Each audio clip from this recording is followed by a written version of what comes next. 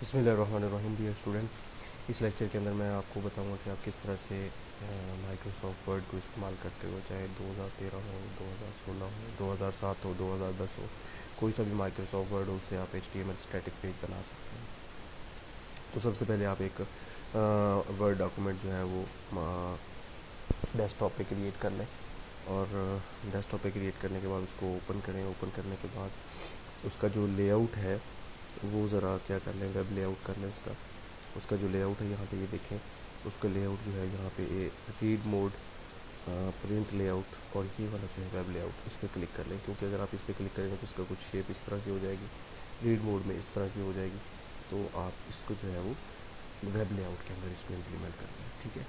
और इसकी जो जूम इन और जूम आउट जो पोजीशन है वो 100 पे रखें, ठीक है। इससे ना ज़्यादा करें ना कम, क्योंकि जो आप ये देखें, जो आपका वेब ब्राउज़र है उस पर भी जो है वो इसी तरह से आपको ये नज़र आनी चाहिए, क्योंकि उसकी जो सेटिंग होती है उसके बराबर बिल्कुल कर लें आप। इसकी भी 100 है और उसकी भी 100 है। इसके ऊपर मैंने कुछ शेप्स बनाई हैं। ये होम का एक टेक्स्ट लिखा है, एक पेज का टेक्स्ट लिखा है, और एक लिंक का, और उसका बैकग्राउंड कलर जो है मैंने चेंज कर दिया। आप अपनी मर्ज़ी से इसका बैकग्राउंड कलर जो है चेंज कर सकते हैं जैसा भी आप चाहें। जैसे कि मैं यहाँ पे कोई और कलर कर देता हूँ, कोई भी आप अच्छा सा कलर अपने लिए सिलेक्ट कर लें, जो भी आपको अच्छा लगे।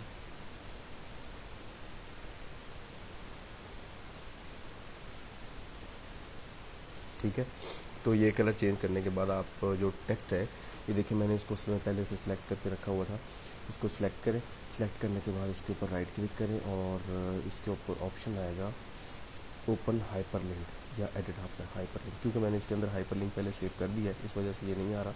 अब इसके ऊपर क्लिक करें और इंसर्ट टैब पे क्लिक करेंगे तो वहाँ पे आपको हाइपरलिंक का ऑप्शन नज़र आएगा। तो इसके अंदर जो है वो पहले से मैंने एक पेज डेस्कटॉप पहले से बना के रखा हुआ है, वो मैंने इसके अंदर सेव कर दिया। आप क्या करें, इस तरह से ये जो मैंने नया टेक्स्ट बनाया इसका लिंक आपके सामने सेव करता हूँ। इसको सिलेक्ट करें, राइट क्लिक करें, यहाँ पे भी आ जाएगा हाइपर लिंक, यहाँ पे क्लिक कर दें। अगर यहाँ पे ना नज़र आए आपको तो यहाँ पे ऑप्शन होता है हाइपर लिंक पे क्लिक करें, और इसमें कोई डिफरेंट पेज जो है वो ओपन कर लें। ये वाला पेज ओपन कर लें वेबसाइट का। ये मैंने कुछ पहले से पेज बना के रखे हैं। इसी तरह से लिंक्स पे क्लिक करें, और इस पर भी राइट क्लिक करके हाइपर लिंक पे क्लिक करें, और इसमें से कोई सिलेक्ट कर लें जो भी आपको पसंद है। टेम्पलेट के अंदर मेरे पास कुछ टेम्पलेट्स पड़ी हुई हैं, उन टेम्पलेट्स में से मैं कोई सिलेक्ट करके जो है वो होम का पेज सिलेक्ट कर लूँ, ठीक है। उसके बाद अब इस पर भी पहले से लिंक मौजूद है, आई थिंक इसमें भी लिंक मौजूद है। एडिट हाइपर लिंक ऑप्शन ये इस पर नहीं है, ये शेप है। ये शेप मैंने यहाँ से ड्रैग ड्रॉप की, इंसर्ट शेप के अंदर ये वाली जो शेप्स है, ये बिल्कुल आप इस तरह से इसमें से डायलॉग बॉक्स के जरिए इसको ड्रैग ड्रॉप कर सकते हैं, इसका साइज़ चेंज करना। ये 3 शेप मैंने लिए। इसके ऊपर राइट क्लिक करें और हाइपर लिंक पे क्लिक करके इसमें कोई फाइल सेलेक्ट कर लें जिसको आप ओपन करना चाहते हैं। ये मेरे पास कुछ टेम्पलेट्स मैंने डाउनलोड करके रखे हुए HTML के, वो मैं इसके अंदर ओपन कर लेता हूँ।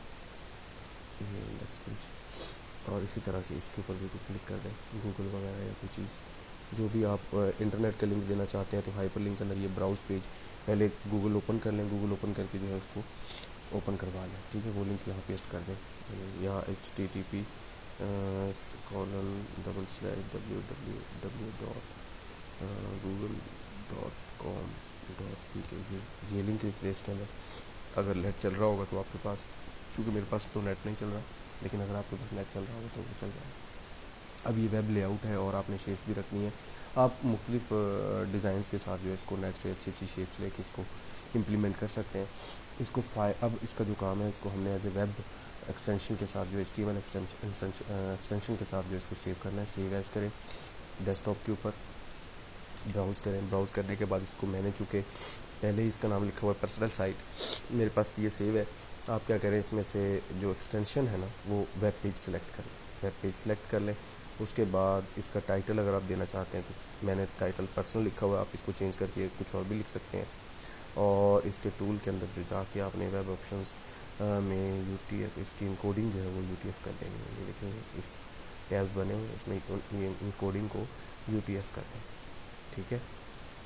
और इसको सेव कर दें। चूँकि मैंने पहले सेव किया हुआ है तो मुझे सेव करने की ज़रूरत नहीं है। मैं इसको काम चूँकि पहले कर रहा था तो मैं इसको कंट्रोल एस कर दूँगा, सिंपल कंट्रोल एस सेव कर दूँगा। बाद में एडिटिंग करते जाए आप आराम से, कोई मसला नहीं है। इसको अब मिनिमाइज़ करें। ये पर्सनल की मेरे पास बन चुका है आइकॉन, इसके ऊपर डबल क्लिक करें तो ये मेरे पास वो लिंक आ गया। ठीक है, अब ये देखें शेप्स के ऊपर मैं कर्सर लेके जा रहा हूँ तो उसका साइन चेंज हो रहा है। होम के ऊपर, पेज के ऊपर, लिंक्स पे क्लिक करते हैं तो ये मेरे पास एक पेज ओपन हो गया जो कि उस वेबसाइट का लिंक है। बैक जाते हैं, पेज पे क्लिक करते हैं। ये मेरे पास मैंने एक पहले वेबसाइट बना के रखी थी, वो ओपन हो गई है जिसमें दिस इज़ माई वेबसाइट और ये होम पे ये लिंक बार बनाई है और ये नीचे उसके हेडर फुटर बना के रखा हुआ पहले से। उसके बाद आप इस शेप पे क्लिक करें। ये एक शेप वेबसाइट का एक पेज है, ये आपको नज़र आ जाएगा। ये मैंने पहले से बना के रखा हुआ है। उसके बाद इस पर क्लिक करें, ये आपको एक और वेबसाइट नज़र आ गई है। उसके बाद आप इस पर क्लिक करें। इस पर मेरा ख्याल है कि लिंक सेव नहीं हुआ तो आप दोबारा इसको सेव कर लें। इस पर क्लिक करें और होम पे क्या चीज़ आ रही है ये देखें। होम पर भी एक अच्छी सी वेबसाइट पहले से मैंने सेव करके रखी हुई है। तो ये आप HTML डिज़ाइन पहले से डाउनलोड करके रख सकते हैं और उसको आप लिंक जो है वो उसके साथ स्टैटिक वेब पेज बना के उसके साथ लिंक करके रख सकते हैं। तो उम्मीद है कि आपको ये समझ आया होगा कि आप किस तरह से जो है वो HTML के वेब पेजेस जो है वो स्टैटिक तैयार कर सकते हैं, डायनामिक नहीं स्टैटिक तैयार कर सकते हैं और बहुत अच्छे अच्छे डिज़ाइन के साथ आप उसको इम्प्लीमेंट भी कर सकते हैं। उसका व्यू सोर्स कोड अगर आप देखना चाहते हैं तो इसके पेज के ऊपर क्लिक करें और पेज का व्यू सोर्स आपको ये नज़र आ जाएगा। ये HTML टैग्स के अंदर लिखा हुआ है, XML के अंदर और HTML टैग्स के अंदर भी लिखा हुआ है।